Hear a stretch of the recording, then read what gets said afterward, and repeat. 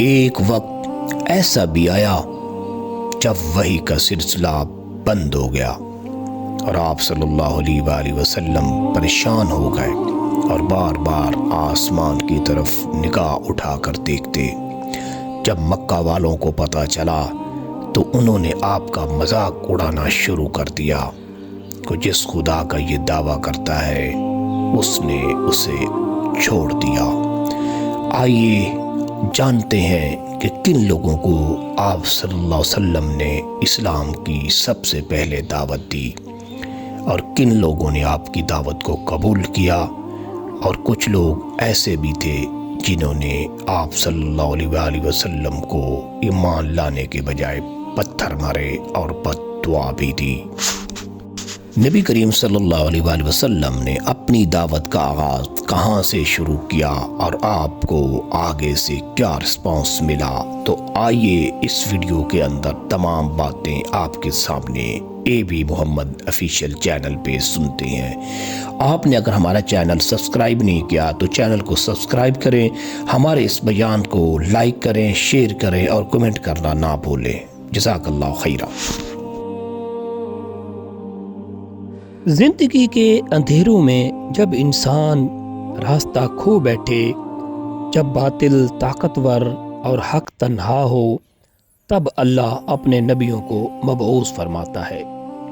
یہ وہ لمحہ تھا جب غار حرا میں پہلی وحی نازل ہو چکی تھی، دل کانپ رہا تھا، جسم لرز رہا تھا، اور ایک نبی کریم صلی اللہ علیہ وآلہ وسلم کمبل اوڑے آرام فرما رہے تھے۔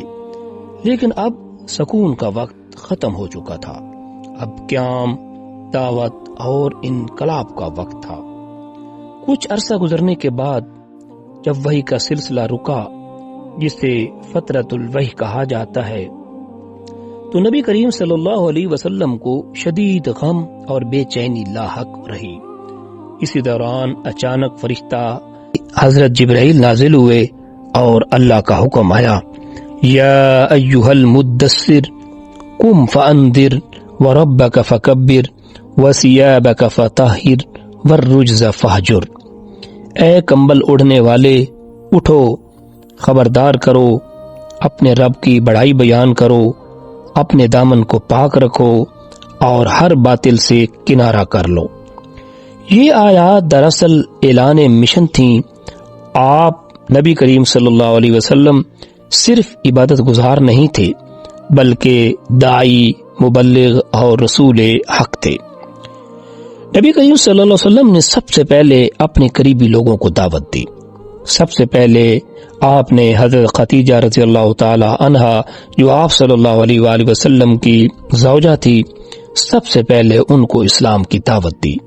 انہوں نے بغیر کسی تردد کے ایمان لائیں، سب سے پہلی مسلمان خاتون۔ اس کے بعد حضرت علی رضی اللہ تعالی عنہ، جو بہت ہی کم عمر تھے، آپ صلی اللہ علیہ وسلم نے رشتہ داروں میں سب سے پہلے جو دعوت دی وہ حضرت علی کو دی، اور حضرت علی رضی اللہ تعالی عنہ آپ صلی اللہ علیہ وآلہ وسلم پر ایمان لائے۔ تو غلاموں میں سب سے پہلے آپ صلی اللہ علیہ وسلم نے سب سے پہلے جس کو دعوت دی وہ حضرت زید بن حارثہ تھے، اور انہوں نے بھی اسلام قبول کر لیا۔ اس کے بعد جو آپ کے دوست تھے حضرت ابو بکر صدیق رضی اللہ تعالی عنہ، جب ان کو دعوت دی تو وہ بھی فوراً ایمان لائے۔ پھر انہی کے ذریعے کئی بڑے لوگ مسلمان ہوئے۔ حضرت ابو بکر صدیق رضی اللہ تعالی عنہ کی دعوت پہ جن لوگوں نے اسلام قبول کیا، ان میں حضرت عثمان رضی اللہ تعالی عنہ، حضرت زبیر، حضرت عبد الرحمن بن عوف، حضرت سعد بن ابی وقاص، حضرت طلحہ، یہ وہ لوگ تھے جنہوں نے بعد میں اسلام کی بنیادوں کو مضبوط کیا۔ جب دعوت پھیلنے لگی تو قریش بے چین ہو گئے، کہنے لگے یہ جادوگر ہے، یہ شاعر ہے، یہ دیوانہ ہے۔ لوگ نبی کریم صلی اللہ علیہ وآلہ وسلم کا مذاق اڑاتے، راستے میں کانٹے بچھاتے، نماز کے وقت گندگی ڈالتے، مگر نبی کریم صلی اللہ علیہ وسلم خاموش رہے، صبر کیا اور دعوت جاری رکھی۔ یہ وہ مرحلہ تھا جب ایمان لانا آسان نہ تھا مگر سچا تھا۔ پھر اللہ کا حکم آیا کہ وَأَنذِرْ عَشِيرَتَكَ الْأَقْرَبِينَ، اپنے قریبی رشتہ داروں کو خبردار کرو۔ اب وقت تھا کھل کر اعلان کرنے کا۔ نبی کریم صلی اللہ علیہ وسلم کوہ صفا پر تشریف لے گئے اور پکارا، یا صباحا! قریش جمع ہو گئے۔ نبی کریم صلی اللہ علیہ وسلم نے فرمایا، اگر میں کہوں کہ اس پہاڑ کے پیچھے دشمن ہے تو کیا تم یقین کرو گے؟ سب نے کہا، ہاں، آپ کبھی جھوٹ نہیں بولتے۔ تب نبی کریم صلی اللہ علیہ وسلم نے فرمایا، تو پھر سن لو، میں تمہیں اللہ کے عذاب سے خبردار کرتا ہوں۔ یہ سن کر سب خاموش ہو گئے، مگر ابو لہب چیخ اٹھا، کیا اس لیے ہمیں بلایا تھا؟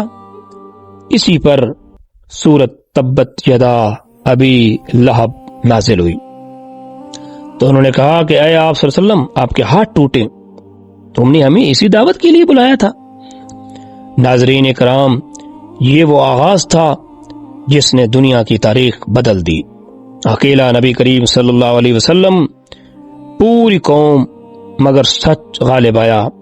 یہ ہمیں سکھاتا ہے، جب یہ آیت نازل ہوئی کہ تم اپنے قریبی رشتہ داروں کو ڈراؤ، تو آپ صلی اللہ علیہ وسلم نے حضرت علی کو حکم دیا کہ ایک دعوت کا انتظام کرو۔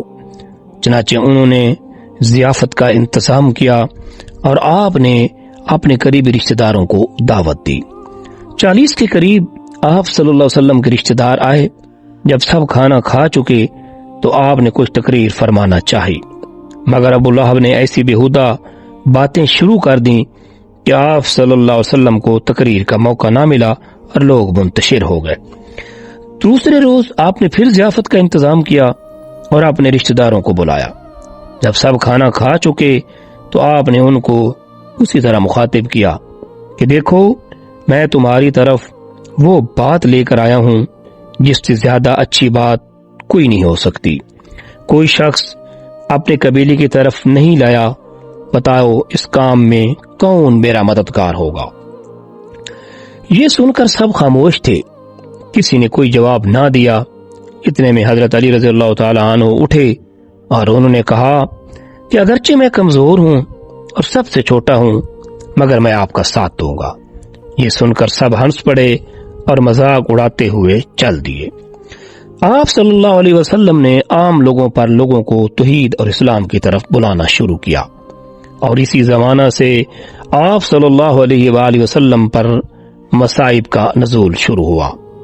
مجلسوں میں، میلوں میں، بازاروں میں، نشست گاہوں میں اور لوگوں کے گھر جا جا کر آپ توحید کی خوبی سمجھاتے اور بتوں کی پوجا سے لوگوں کو منع فرماتے تھے۔ زنا، قمار بازی، دروغہ گوئی، خیانت، چوری، ڈاکہ زنی وغیرہ رذائل سے لوگوں کو روکتے۔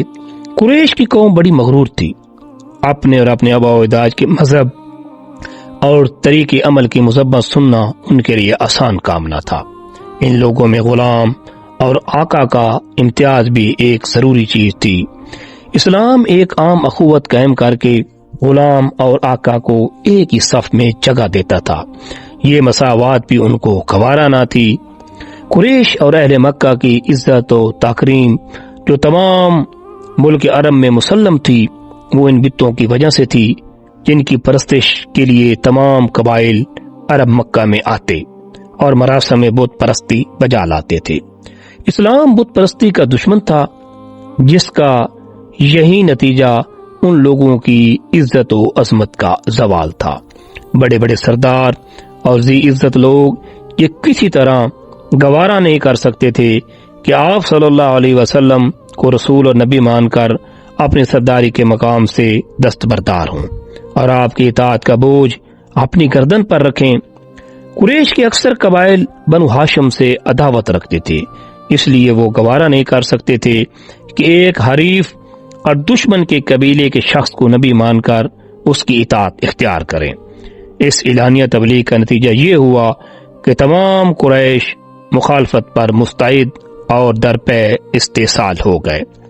کفر اسلام کی یہ اعلانیہ کشمکش نبوت کے 34 سال کے ساتھ ہی خوب زور و شور سے شروع ہو گئی تھی۔